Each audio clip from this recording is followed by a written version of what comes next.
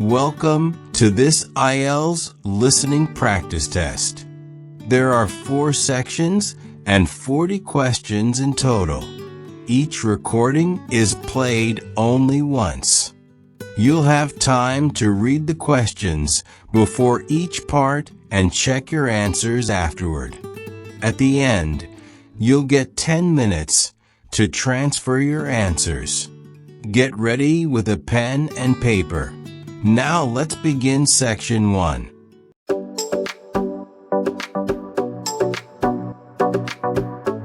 You will hear a number of different recordings, and you will have to answer questions based on what you hear. There will be time for you to read the instructions and questions, and you will have a chance to check your work.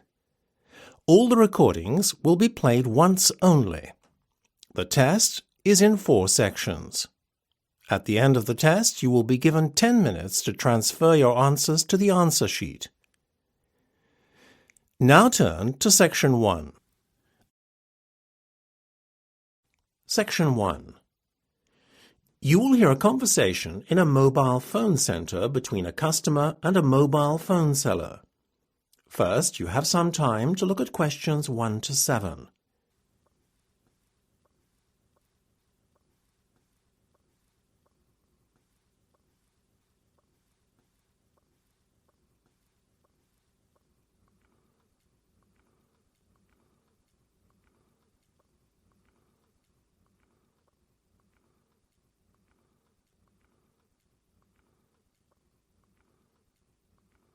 You will see that there is an example that has been done for you.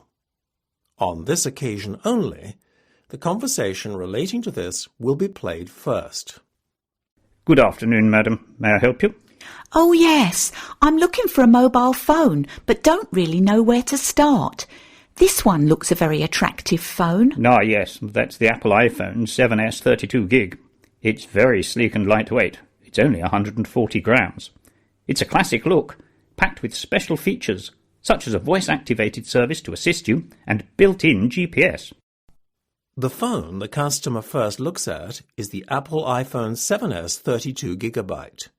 So you should write 7S 32 GB in the space provided.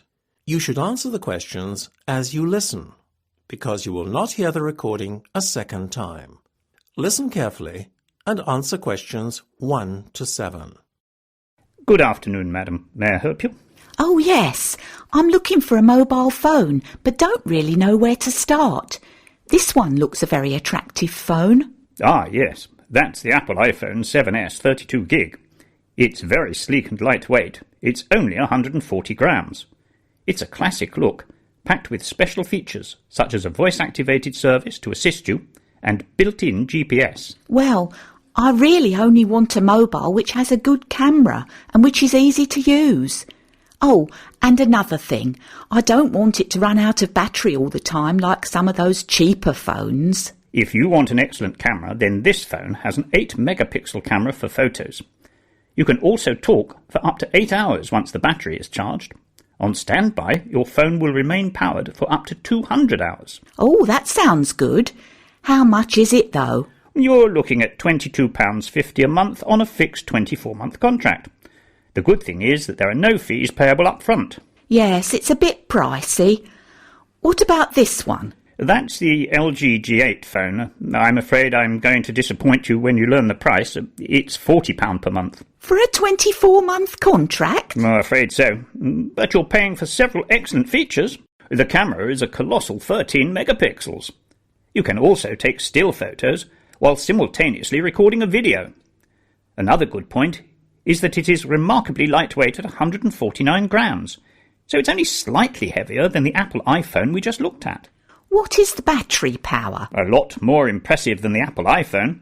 Standby time is 565 hours and talk time 19 hours. It also has a high-definition screen that is second to none due to Quad HD technology. In fact, the screen has 4 times the pixel count of a normal HD screen. I admit I love the look of the phone, but really it's way out of my price range. Oh look, that's a nice phone. The one with the flip top. Ah yes, the Samsung DM S410. That's one of our more basic models, but it's still solid and reliable. Obviously it has hard keys rather than a touch screen, but it's very economical. It's only £20 for the handset, and it's pay as you go thereafter. What about the camera? Are the pictures of good quality? That's where the other two phones I showed you earlier are far superior in quality of picture than this model. In fact, the camera doesn't even possess a flash. You're also very limited on your talk time. It's only up to 2.5 hours, and standby time is 75 hours. It's also fairly lightweight, considering it's not state-of-the-art technology. It weighs in at 131 grams. Before listening to the rest of the conversation, you have some time to look at questions 8 to 10.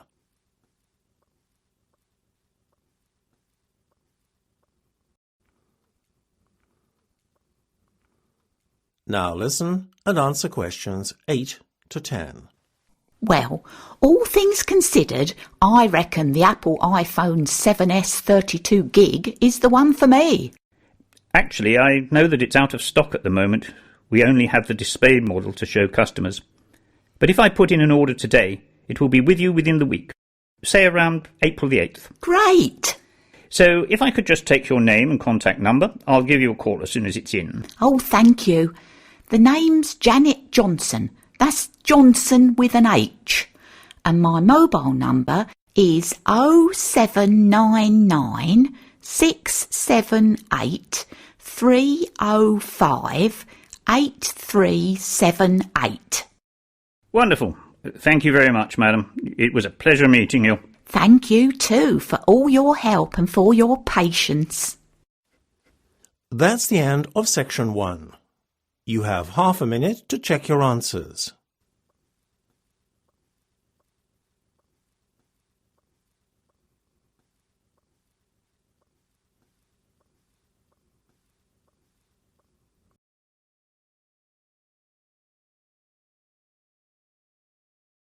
Now turn to section 2. Section 2. You will hear a scientist giving a laboratory induction to a group of new employees. First, you will have time to look at questions 11 to 15.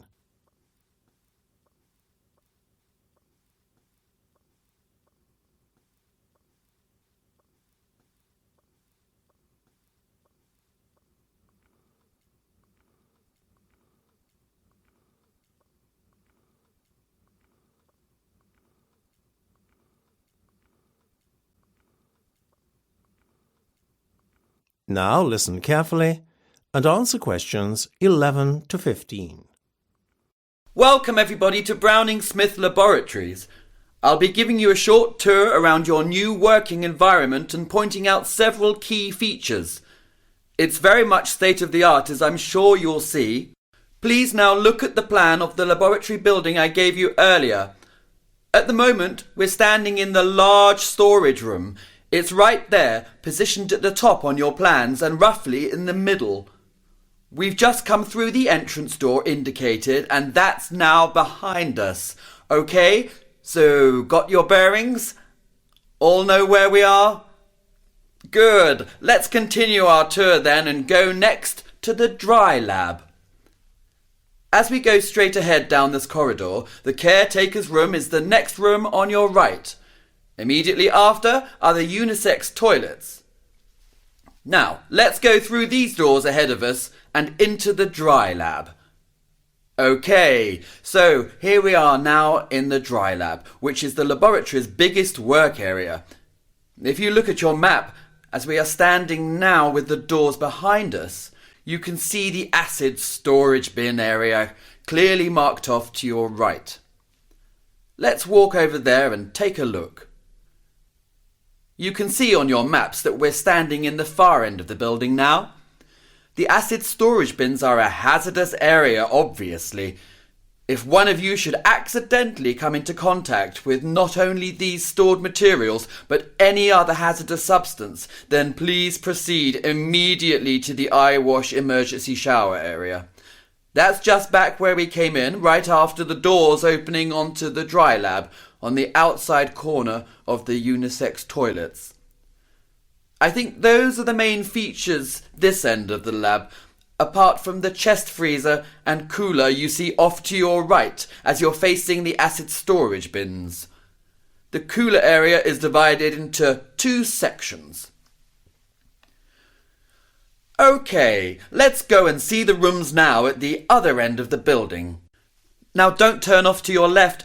That's where we entered the lab, if you'll remember. The next entrance off to your left, however, is the wet lab, which, if you'll look on your plan, is adjacent to the large storage area, but can only be reached by this entrance. Let's pass on by this lab and the clean lab adjacent to it and make our way to the small storage area. It's the first room through these doors ahead of us now. Please hold the door open for the person behind you as we file through. Good. I think that's everyone here now. This is the small storage area. And now we are at this end of the building. There remains for me to show you only one other room. You can see 2 doors leading off this room. The one ahead is an exit which will take you outside the building. The other leads to the walk-in cooler. Oh, there is one more area I need to mention. That's the walk-in freezer. It can only be accessed by leaving the building entirely, either through the exit I just pointed out or the first entrance we came in. I hope that's all clear now, but you will soon become more familiar with the general layout of the laboratory building. Before you hear the rest of the discussion, you have some time to look at questions 16 to 20.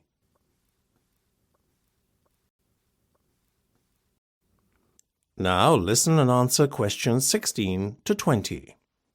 Now, I'd just like to refer to health and safety procedure. This is essentially to fulfill basic health and safety requirements, since I know that you are not unfamiliar with such procedures and must know them off by memory.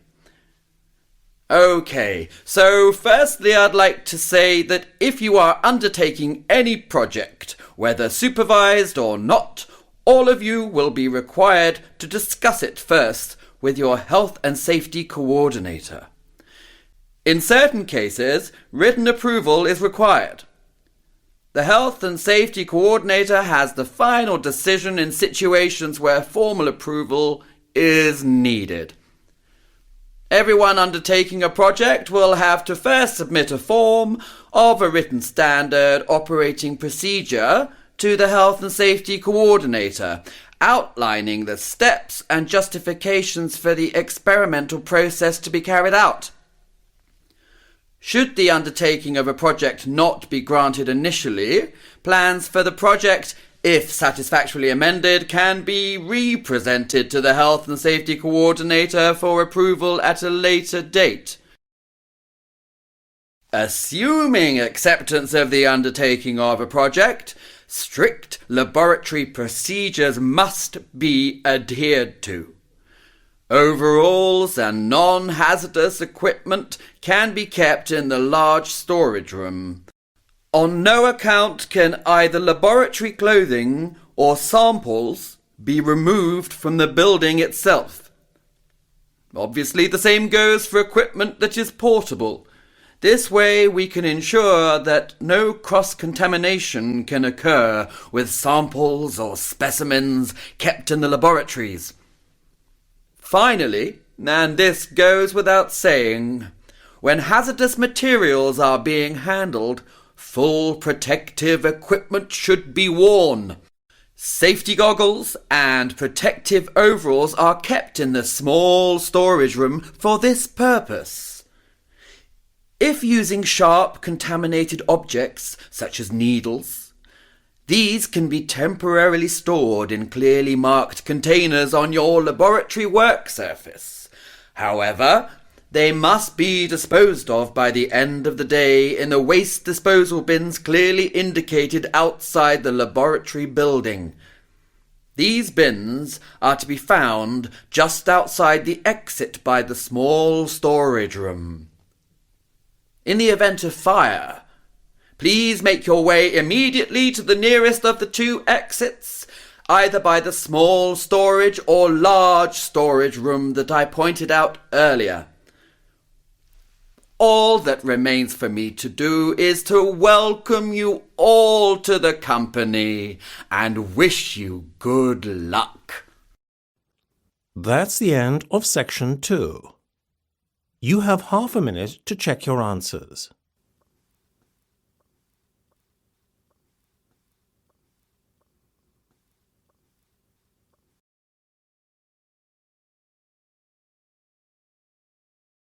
Turn to section 3. Section 3. You will hear a discussion between two science students. First, you have some time to look at questions 21 to 25.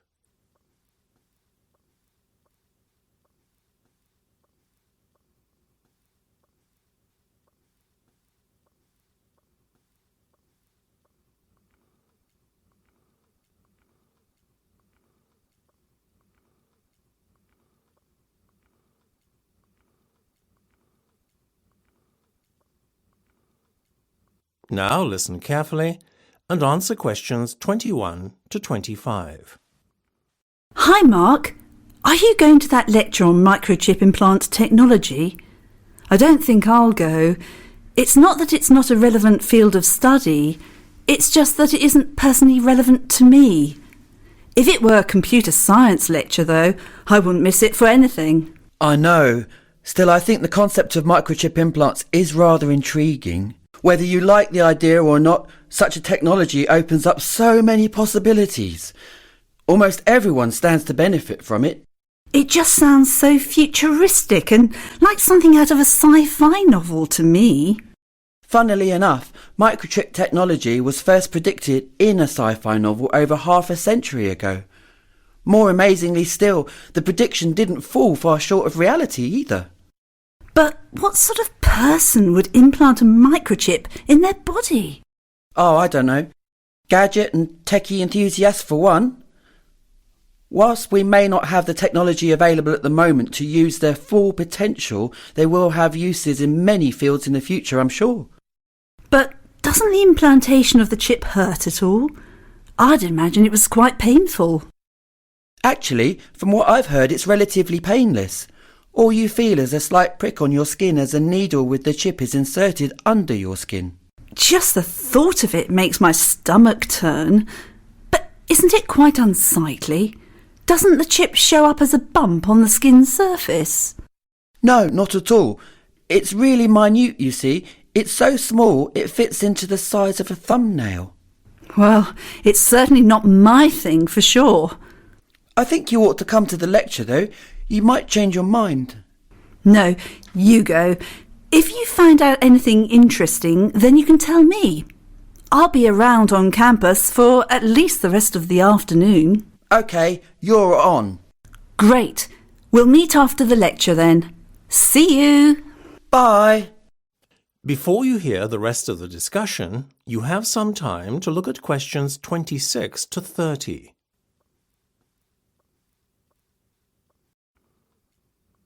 Now listen and answer questions 26 to 30. Hi, Mark. So how was the lecture? You really missed out. Really? Yes, I learned so much. You wouldn't believe how microchip implants will improve our lives in the future. Oh, tell me more. Well, from the simple action of allowing us to switch on a light or mechanical device with a wave of a hand to accessing our medical records, microchips will prove indispensable to us in the future. Indispensable wouldn't be the word I'd use for encouraging people to be so lazy that they can't switch on an electric appliance unaided. I thought remote controls were bad enough. I take your point, though, about using microchips to access medical records. Also, using microchip implant technology can help secure buildings. Access of buildings in the future will be restricted to individuals with a specific code on their microchip implant. But at the moment, though, there are some problems with the technology. Like what exactly? Well, the microchip ID numbers of employees can theoretically be obtained and cloned by any individual standing close enough with a handheld device. I can't say that I was really in favour of the idea when you first mentioned it, but now you've persuaded me. If it's so easy to breach security, then you're really defeating the whole point of the object, aren't you? By using microchips to secure a building. Guess so.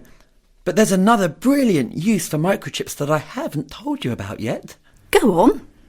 GPS-enabled chips. Which are? Well, microchips that tell you the position of an individual. Like a GPS that tells you the direction when you're in a car, but these tell you where someone is when they're lost and, say, if they're injured or in danger, they can be found easily. So it's a bit like the microchips that are already used on pets? Exactly. Much as I can understand pet owners wanting to microchip their pets, I don't think the case of microchipping humans is as clear-cut. I mean, is it wise for an individual's movements to be known to everyone? That could place some individuals, such as political activists and those escaping persecution, under threat. Doesn't seem like you're a great fan of microchip implants, then. Their uses do at best seem rather limited. Well, you won't catch me having a microchip implant in the near future, that's for sure. That's the end of section 3. You have half a minute to check your answers.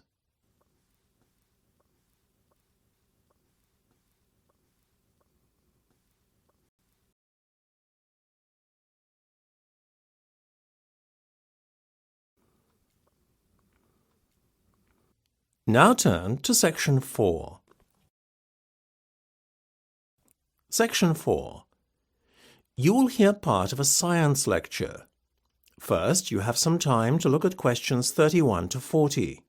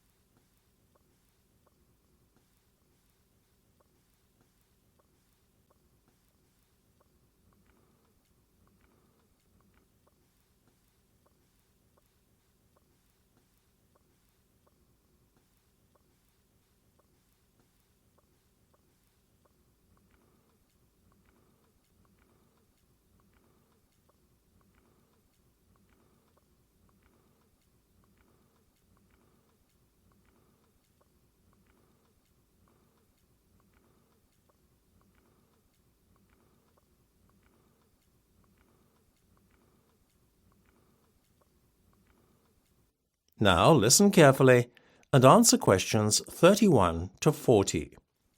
Now, I'm sure most of you will be familiar with the concept of drones, or unmanned aerial vehicles, UAVs for short, to give them their technical name. If you are lucky enough, you may even own one. In fact, they are becoming so popular amongst gadget lovers that the sales of consumer drones were up by 24% in 2014. It is certainly a technology that is catching on fast and seems to have captured the public's imagination. People of all ages are seemingly fascinated by UAVs, whether the interest is professional or purely recreational. In fact, so far most members of the public tend to view UAVs as no more than a very sophisticated and expensive toy. As confirmation of this, Selfridges, the well-known London department store, has described them as the ultimate toy that spans the generations. However, in this lecture, I would like to talk about the more serious side to UAVs and how they may revolutionize the world of business as well as employment. With regard to the job sector, analysts predict that the market for drones could be worth billions. In the US alone, drones could create up to 70,000 jobs in this booming new industry. This would definitely be a boost to employment in a time where so many industries are replacing their workers with machines. The consumer end of the market, though, is a mere drop in the ocean. The potential for drones to revolutionize the way we do business is where the real opportunity lies, and Britain has the potential to become the world leader. Probably the most novel and groundbreaking use for UAVs is as an e-commerce delivery service. However, the idea has yet to get off the ground, literally. In principle, the idea is an excellent one. Consumers order items from an internet site, and the order is dispatched and delivered to your door by an unmanned drone within minutes. The mail-order giant Amazon first conceived of drones as a delivery service in the US, but plans stalled, leading many to question if the whole proposition was merely a marketing stunt. More likely, though, the proposed drone delivery service conflicted with aviation rules as laid down by the US Federal Aviation Administration. The biggest problem in the US is that they've invested $5 billion in a new traffic control system. But it was years before drones were on the radar. Therefore, aviation laws are not compatible with or accommodate for UAVs. The UK, however, has much more relaxed aviation laws. Drones are permitted as long as they do not fly in crowded areas, as defined by the Civil Aviation Authority. It therefore makes the UK a very attractive country to develop the e-commerce delivery system in. Whilst the UK is trying to set up and run a drone-based delivery service, Britain is already a leader in the field of drone-based aerial photography. If you think about it, the potential for such photography is huge. Not only does it allow you to take photos that could only previously be taken from an aircraft or even hot air balloon, but drones can get much closer to their subject. This is obviously a great advantage if taking photos of dangerous wildlife on safari. For the moment, drone-based aerial photography is especially popular for weddings. It's a bit of one-upmanship for the bride and groom, really. I think most people are bored with the usual cliched settings of a church with a countryside backdrop. Well, so far, I've talked about all the positive aspects of UAVs. But we shouldn't forget that there have also been some problems experienced by those using this technology. Many of the problems have arisen because of a handful of hobbyists who are giving the industry a bad name. The issue mainly is with cheap drones flown by people without licenses. Because in the UK, unlike the US, a driver's license is officially required to fly a UAV. When someone flies a drone outside a controlled area like a park, you're heading for trouble. Only recently, an accident caused by a drone made headlines. A photographer was injured in TGI Fridays when a stunt using a drone spectacularly backfired. That might be bad enough, but an even more serious incident occurred recently when a drone had a near miss with an Airbus A320 as it began its descent into Heathrow Airport. However, that said, with stricter regulations in place, Britain could soon see e-commerce delivery systems 24 hours a day and may become a leading centre for imagery shot by drones. It certainly is a burgeoning industry, where, if you pardon the pun, the sky's the limit. That is the end of section 4. You now have half a minute to check your answers.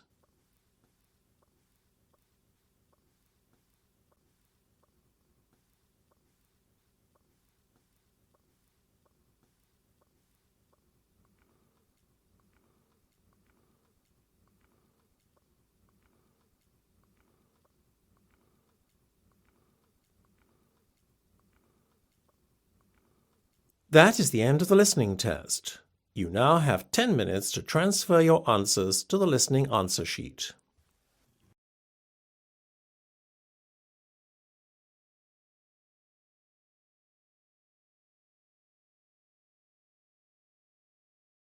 That is the end of the listening section. You now have 2 minutes to review your answers before the test automatically moves on to the next section. Please take this time to check your answers carefully. Make sure all your responses are recorded in the correct places, and review your spelling, grammar, and formatting. Once the time is up, the system will take you directly to the reading section. Please remain seated and stay focused. The next section will begin shortly.